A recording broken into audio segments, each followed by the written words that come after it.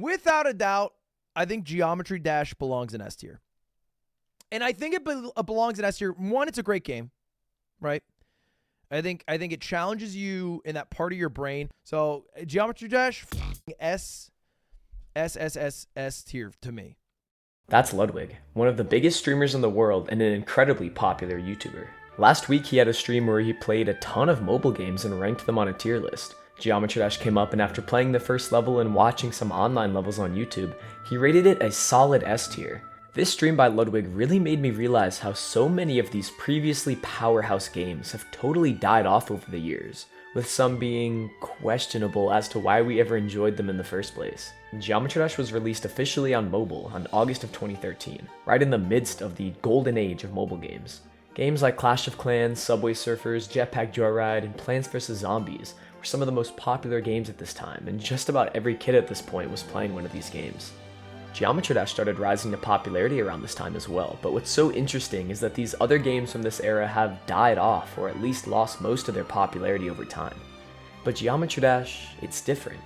For a game that started on mobile and has been out for 10.5 years now, the past year has been its most popular year by far.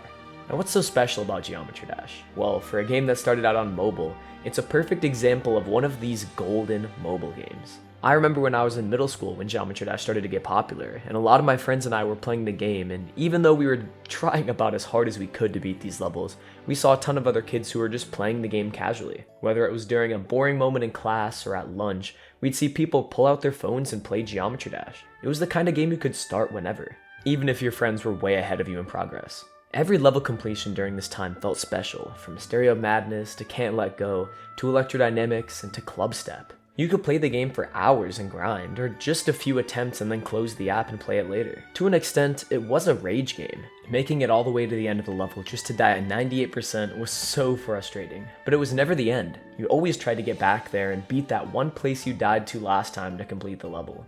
I don't really know for sure what attracted me to this game first. Part of it was the competitive aspect I had with my friends. We were really all just trying to see how many levels we could beat and who could get the furthest. But besides that, the game itself just really stuck out to me. A big part, I'd say, was the music.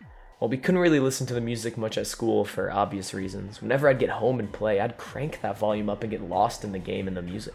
Base After Base was a level that was really nothing too special gameplay-wise. It didn't introduce anything new, but I loved the music so much, and that was really the first instance I remember where I was so in love with a specific part of the game itself, the music and rhythm aspect of it.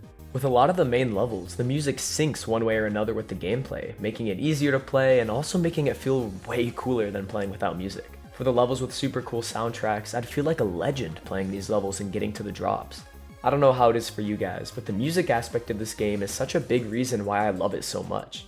There's so many good songs and tons of them have found their place into this game. Good music choices in these levels make a massive difference and really makes these levels worth replaying tens or even hundreds of times over the years. Now of course, I'd be stupid if I didn't mention the obvious reason why this game has survived so long. The online aspect of it. Since the game included the level creation feature straight from the beginning, players have always had the opportunity to create levels of their own and post them for others, as well as playing levels that the community made. While most of these started off just about how you'd expect, players got creative, even with the rudimentary features the old updates had. Now obviously custom level creation is a very important reason the game is where it is today, but honestly I'd say it's heavily reinforced by the online features that RobTop added. If a level was deemed good enough by RobTop, it would receive an official rating, coming in the form of stars.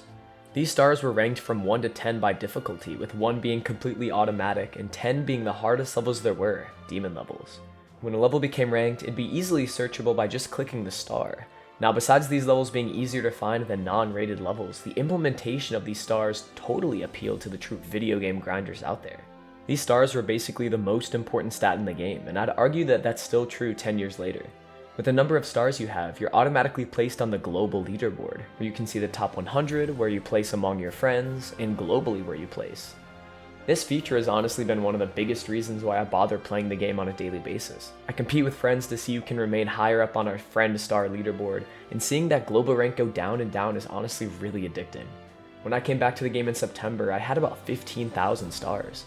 Now about 4 to 5 months later, I'm almost at 27,000. It's the perfect bored activity when I have free time at work or when I would normally just be watching YouTube. Honestly, I wish there was one for moons too. I think it'd really motivate people more than ever to grind platformer levels. Anyways, as you can see from that huge tangent I just had, the fact that online levels can be rated is super helpful for giving players content, but for those who don't necessarily love to just play levels, the creation aspect is perhaps even more special.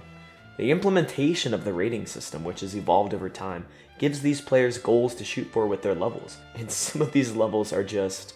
I don't even know what to say. Just take a look at Ludwig's reaction to change of scene.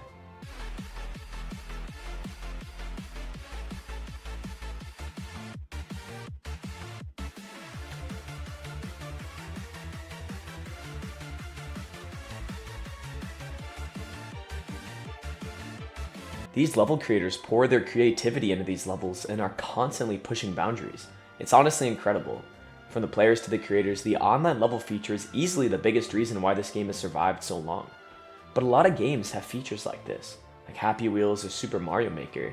So could there be another reason why Geometry Dash has not just peaked or declined over time, but vastly increased its popularity?